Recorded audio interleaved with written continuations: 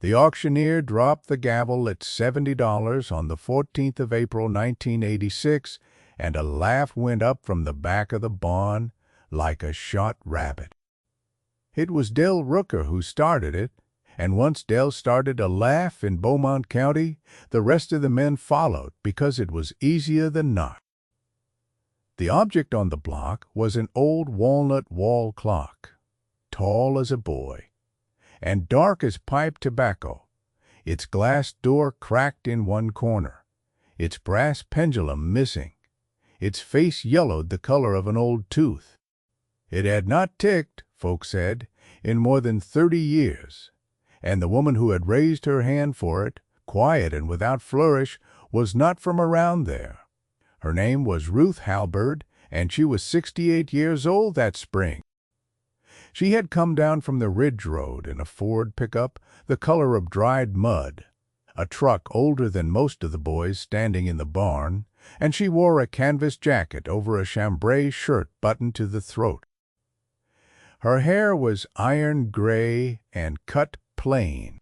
Her hands, when she lifted the paddle, were the hands of a woman who had spent 40 years bent over the small brass guts of timepieces in a shop 3 towns over, and every knuckle on them was swollen the way knuckles get when a person has held a jeweler's loop to one eye through 4 decades of winters. Her eyes were steady. She did not smile at the laugh, and she did not turn her head toward Del Rooker, and she did not lower the paddle until Ollie the auctioneer said sold to the lady in the back, and then she lowered it slowly, the way you lower a thing that has weight. Del Rooker was 49 that April, heavy through the shoulders and thick through the middle, clean-shaven the way a man is who wants you to see his jaw. He ran Rooker Appliance and Furniture out on the state highway, and he had come to the Ward Estate auction the way he came to every auction in 3 counties, which was loud, in a late model Lincoln with white walls.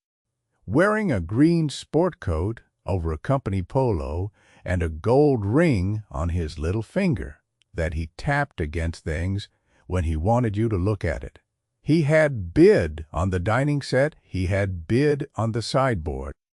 He had not bid on the clock, and when the $70 hammer fell, he turned to the men beside him and said, loud enough for the rafters, "Well, boys, looks like Ruth just bought herself a coffin for a dead man." And the men laughed, because Del had said it, and because the clock did look, in that light, like something you would bury. He called it the tombstone after that.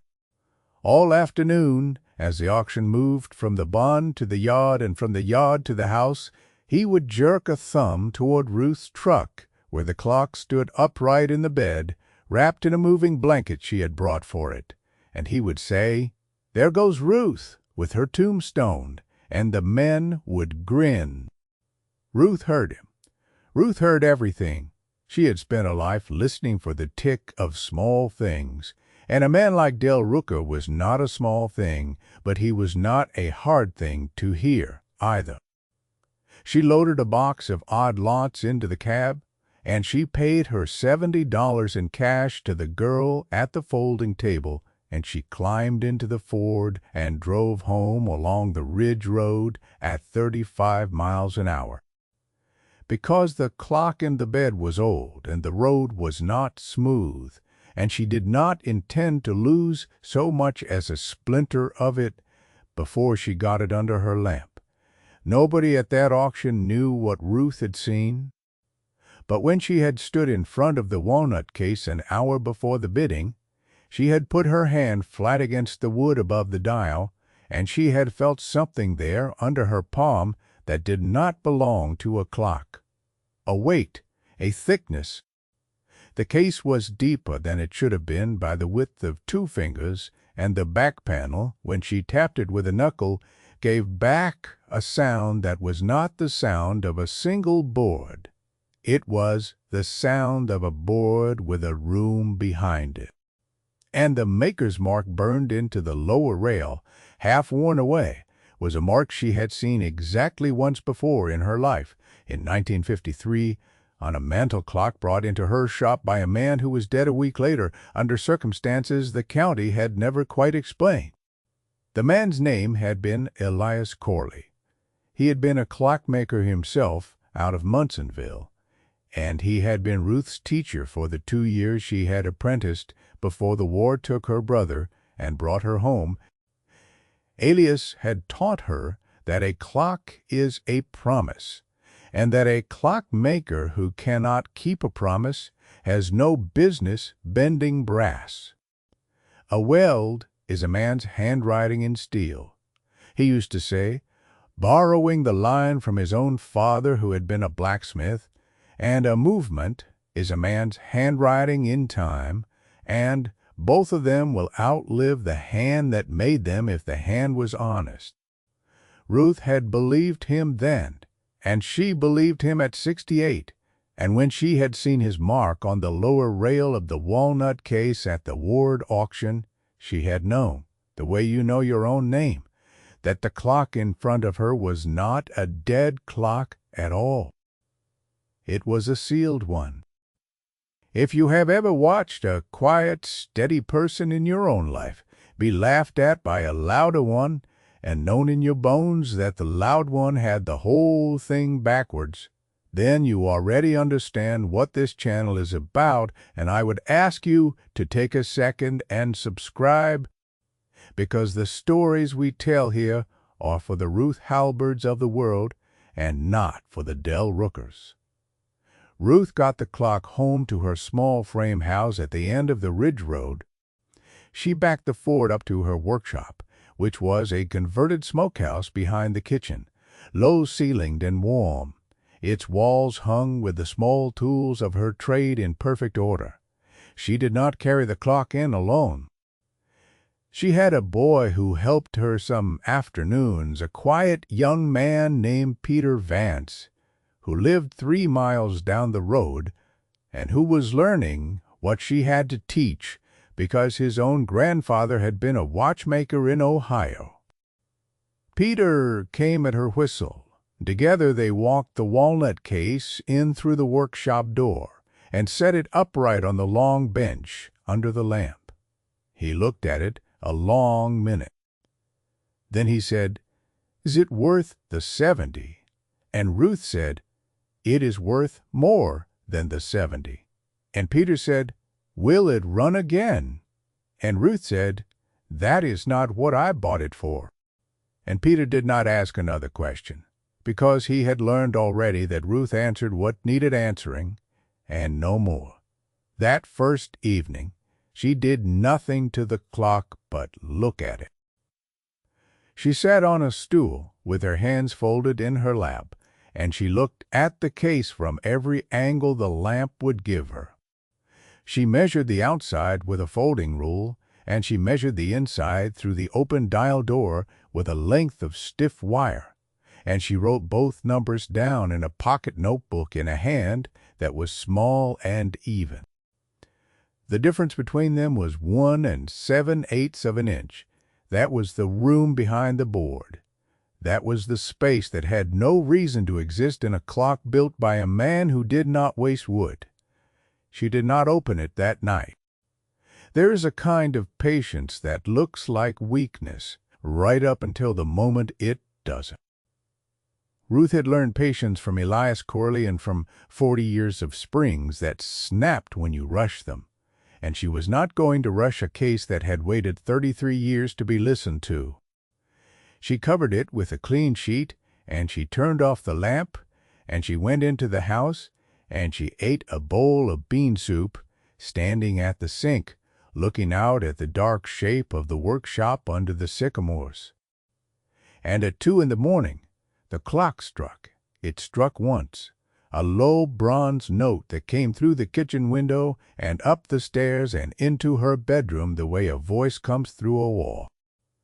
Ruth sat up in the dark and she listened, and there was no second stroke, only the one, and then the silence of the ridge at 2 in the morning, which is a silence with owls in it. She put on her robe and her shoes, and she walked out across the yard with a flashlight, and when she opened the workshop door, the clock was standing where she had left it, still covered by the sheet, and the sheet was still square on its shoulders. She lifted the sheet. The pendulum bob was missing, as it had been. The weights were missing, as they had been. There was nothing inside that case that could have struck a bell, because the bell itself, a small brass coil hidden in the hood, had no hammer to strike it. And yet it had struck. She had heard it. And when she put her hand flat against the walnut above the dial, the wood was warm, warmer than the April night around it, warmer than her own palm, the way a stove is warm 2 hours after the fire has gone out. Ruth stood in the workshop a long time with her hand on the case. Then she said, out loud, "All right, Elias, all right."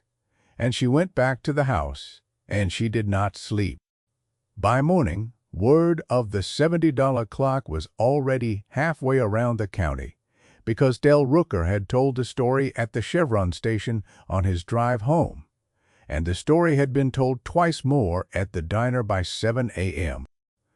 Ruth Halberd bought a tombstone, they said. Ruth Halberd paid $70 for a piece of firewood. And in the booth by the window, an old man named Coy Whitaker, who had been at the auction and who had known Ruth since she was a girl in pigtails, drank his coffee and did not laugh. Coy had been a friend of Ruth's brother before the war. Coy knew what Ruth's hands could do. He drove out to the ridge that morning, and he stood in the workshop door with his hat in his hand, and he said, "Ruthie, did you buy something, or did you buy nothing?" And Coy said, "Will it open?" And Ruth said, "It will open." She began her work that afternoon. If you have come this far with me, then stay, because the part of this story I have been waiting to tell you is the part that begins now. And I would ask you again to hit subscribe so that the next one finds you when it comes. Ruth took the clock down off the bench and laid it on its back on a bed of folded quilts, dial to the ceiling. And she went to work on the case the way a surgeon goes to work on a chest from the outside in, slow and reverent. She removed the hood first. 4 hand-cut screws sunk in walnut plugs, each plug matched to its own grain so that a man in a hurry would never see them. Elias Corley had made those plugs. Ruth knew his hand on wood the way she knew his hand on brass. Under the hood the movement sat dry and dark, its plates green with old verdigris, its mainspring long since let down. She lifted the movement out and set it on a clean cloth, and she did not weep, but she stood over it a moment with her mouth pressed thin, because she had not seen his work in her hands since the winter of 1953. Under the movement was the false floor. She had suspected it. It was set flush with the shelf and pinned at the corners with small brass brads driven from below, and to a man who did not know clocks, it would have looked like part of the case. Ruth took a jeweler's punch and a small hammer, and she tapped the brads up through the floor, one at a time. 4 brads, 4 soft taps, and she lifted the false floor out and set it aside. And there, in the hollow behind the dial, wrapped in oiled paper, the color of tobacco, lay 3 things. She did not touch them yet. She sat down on the stool, and she looked at them, and she waited until her hands stopped shaking, because at 68 her hands did not shake often, and when they did, it was worth waiting them out. Then she lifted the first item, which was a leather wallet folded flat, and inside the wallet were $4,200 bills, crisp as the day they were printed, and a bank draft made out to bearer for an amount she read twice and then a third time. $18,000. In 1953, money sealed inside a walnut wall clock for 33 years. The second item was a legal envelope sealed with red wax, and on its face in Elias Corley's small, clean hand were the words to whoever opens this. Ruth held it a long moment before she broke the seal.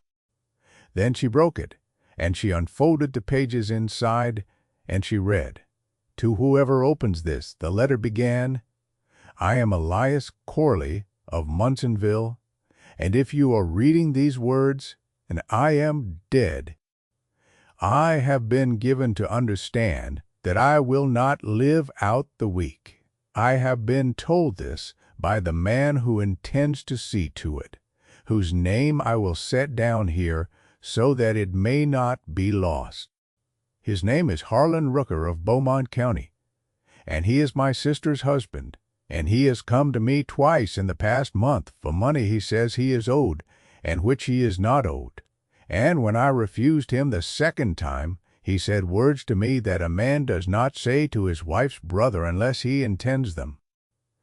The money in this case is the money from the sale of my father's farm in Ohio, which I have held in trust for my sister Cora, and which Harlan believes is his by marriage, and is not.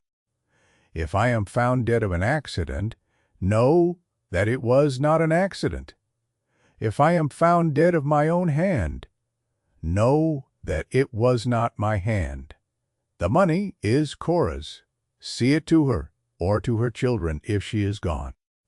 I have signed the draft to bearer so that an honest finder may deliver it without the interference of banks or lawyers who knew my brother-in-law.